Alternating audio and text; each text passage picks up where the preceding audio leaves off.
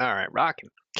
All right, we are going over the recovery pillar. First of all, welcome everybody um, who's joining in live now, and for people who are watching the recording.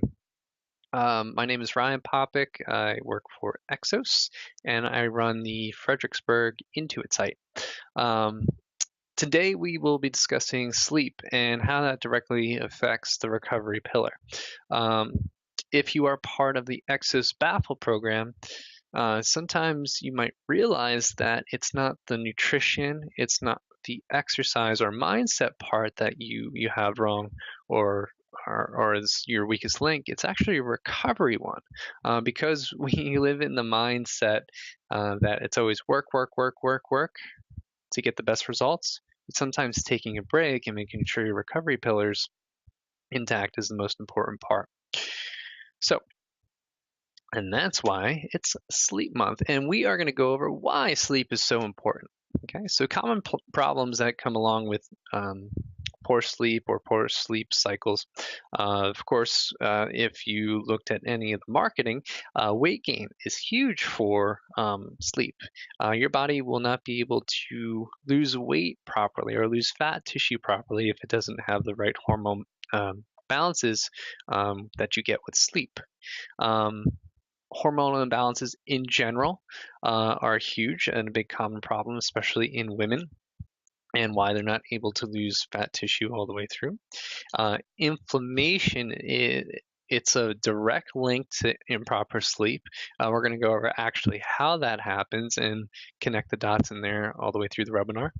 And tissue breakdown, and this can all lead up to chronic fatigue. Okay, that's the last thing you want to have to happen, because then you're going to go ahead and need medical attention for that and probably some deeper consults with professionals. So, understanding hormones. Okay, to really understand sleep, we have to grasp the concept that we're on a sleep cycle. And you probably heard this before. Cortisol, we have cortisol and we have melatonin. Cortisol is very, very high in the morning and low at night, and melatonin is very, very low in the morning and high at night. And the idea there is we probably heard it more on the melatonin side is higher melatonin levels means you're going to get drowsy, get sleepy. Um, and we have to understand that we recover from 3 a.m. to 9 a.m. Okay. Now, there's a couple studies out there that actually show it a little bit earlier from 10 p.m. To 2 a.m. So there's conflicting studies there, but overall, all you have to understand is when the lights go down, well, the sun goes down, it's time for bed, or it's time to get ready for bed and get your body ready for a good night's sleep. Now, coming back to the hormone game here, is a lot of people tend to understand more melatonin than cortisol. And uh, if you are supplementing with melatonin, or you know somebody who's supplementing with melatonin, I highly suggest that you say, well, speak to your physician first and talk about that, or a nutritionist whose areas, well, who are more of a professional in that area and they actually know about hormones and they know how food and supplements affect the body. Um, but anyway, getting back to melatonin, if you just go ahead and supplement melatonin, right, without changing your lifestyle, eating habits, exercising habits, or anything like that, you're addressing one hormone. And that one hormone causes your body to become drowsy. So we're forgetting about cortisol, which is on the other end, right? I mean, you never want to supplement cortisol because cortisol is catabolic and it breaks down the body. Um, so that's not the idea of this. The idea here is if you just supplement melatonin, right, and your melatonin levels start to skyrocket and go higher, your cortisol levels necessarily won't adjust to that. And that's a problem because you're trying to get to sleep to feel more awake in the morning, but you still feel tired towards the end of the day and you still kind of, tired through the whole day, but you sleep better at night. So the whole idea of raising your melatonin levels through a supplement, not the best idea, because we have to grasp the understanding that there's cortisol involved here and then there's melatonin involved here. Okay. So, before you go ahead and start just supplementing melatonin, please consult a nutritionist or, of course, physician. And I'm full of knowledge as well if you need to ask me. Okay. Anyway, moving on.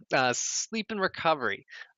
These things go hand in hand. So, when we're talking the Exos language, we're talking about the recovery pillar. And a lot of times when we're going through health coaching or anything like that, I'll always bring up sleep in the conversation, because if you are doing an exercise program or anything like that, well, the first thing your body needs to do, especially in the second month of training, is your muscles need to recover. And if it doesn't have that recovery opportunity, your body will not produce more muscle, which will decrease your metabolic rate. And if you're trying to lose fat, basically it's nearly impossible because you're not giving your body the opportunity to recover. So those two go hand in hand. So muscle recovery and increased metabolism. Okay. We all know that when we do get a good night's sleep and we do have our lifestyles in check, that it improves our focus. We'll be able to focus on things longer, but also stay awake and more alert during that time too. Decrease inflammation. Okay, so one of the common problems on the first slide was inflammation. And how does sleep directly relate to inflammation? Now, inflammation isn't always bad. Our body needs it for recovery. It needs it for when we get sick and so on and so forth. However, if our body is inflamed too much and too often, that leads to health conditions. So we'll take it in the we'll go back to hormones here. You ever notice if you get a mosquito bite, it tends to itch more at night, and actually you see it more at night? Well, that's because melatonin is very, very high at night, and basically it's giving your body the opportunity to inflame naturally for recovery. But if that's out of whack through the day and your melatonin is off, you can be inflamed through the whole day and not just at night. So that's why I always say if you do progress pictures or anything like that for weight loss programs, don't take them at night because you're going to be puffy because you're naturally inflamed at night. But we want to make sure that inflammation does go away, and that's regulating your sleep cycle. And big thing here is actually regulating blood sugar. And we're going to kind of cross paths here with the whole idea of rise and dine and how that affects cortisol. So when you go to sleep, and this is one of the things you can do today if you really wanted to help improve your sleep and recovery. To regulate your blood sugar right in the morning means you're regulating your cortisol levels right in the morning. So right off the bat, if you're able to get food in within 30 minutes from waking, you can adjust your cortisol levels naturally, which in turn at night give you better melatonin levels. So just by having something with caloric intake, of course, healthier the better, is going to help you get to sleep better at night. And to make that correlation, it's really tough to do, but it does work because all it is really looking at cortisol and melatonin, those two hormones. Pretty cool. So now the last thing we're going to go over here is proven ways to enhance sleep. And if you're kind of doing other things on the side, highly recommend just kind of coming back to here if you're on the recording or live. But big things to do, and don't knock them till you try them. And it does honestly takes 14 days for your body to really get used to something new, even if it's good for you. Like if you've ever tried to switch to stevia or go no sugar at all or nothing sweet in your coffee, your body takes about 7 to 14 days to get used to that. And that goes through for any habit really too. Okay, so 8 ways to set the stage for sounder sleep. You want to lower your thermostat. Cooler the better. Cooling sheets in the summertime are fantastic. Um, and number 2 here, I'm going to spend a little extra time on this. Um, Turning off your electronics absolutely 100% improves your sleep. Um, whether it's Wi-Fi, Bluetooth, or something like that, that absolutely affects what's going on around you, and it affects your cortisol, melatonin levels, and everything like that. Moreover, when electronics are on, if your cell phone screen, right, is lit at night or goes off at night, and you may not even know it goes off or anything like that, just that light hitting your eyelids raises cortisol when melatonin needs to be the highest. It's a natural thing that happens that you can't avoid if any type of light hits you. And any type of light, natural or unnatural. So make sure that you have that in check, and make sure you flip over that phone if you do have it out, or have it set to a nighttime setting. Okay. So, noises, anything like that. White noise is actually, it can be helpful um, to get you to sleep, but you'll eventually want to have that turn off at some point in the night, so your body's able to go into a full deep sleep, because you do not want to stimulate that hormone, cortisol. And noise does do that because it puts us in alert mode. Okay. Declutter your bedroom. So making sure you have a settled mind before you go to bed, that you don't have to rustle through things in the morning. Anything to keep your mind at rest. Some aromatherapy, lavender has been proven to help you get to sleep and raise melatonin naturally. Um, and washing your sheets and pillowcase once a week. Um, Besides of your pillowcases being dirty, sometimes that nice natural smell of the sheets helps you get to bed faster. Replace your lumpy or shapeless pillows. Now, I worked for a chiropractor for like 4 years, okay? So, one of the biggest things for neck pain was the pillow.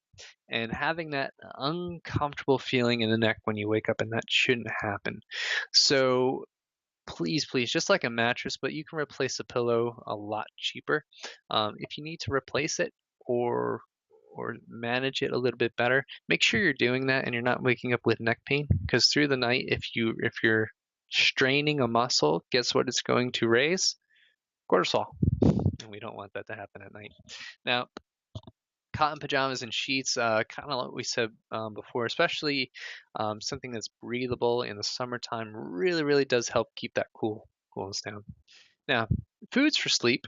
Again, we don't want to say that these foods are like supplements. Okay, sometimes that gets skewed when we say we want to raise melatonin. These foods do it naturally, and they can do it naturally throughout the day. So at nighttime, your melatonin levels are where they should be, so you can get to sleep. Again, supplements are always in addition to a healthy lifestyle and a healthy diet. So taking a look here, we have goji berries, almonds, tomatoes, tart cherries, orange bell peppers, walnuts, flaxseed, raspberries. Now, it doesn't mean go ahead and right before you go to bed is put this in a blender and have your melatonin, quote unquote, melatonin shake at night. Having these spread out through the day through snacks are fantastic, or as a dessert before you go to bed, can really, really help. If there are any questions, I'm going to stick around, but for those of you that are watching this as a video recording, thank you for joining. I hope you watch these webinars and gain at least one thing from them. That's the design of these. If you do have any questions at all, feel free to put this in any questions in the comments, or of course contact your program manager or health fitness professional at your site. Thank you guys.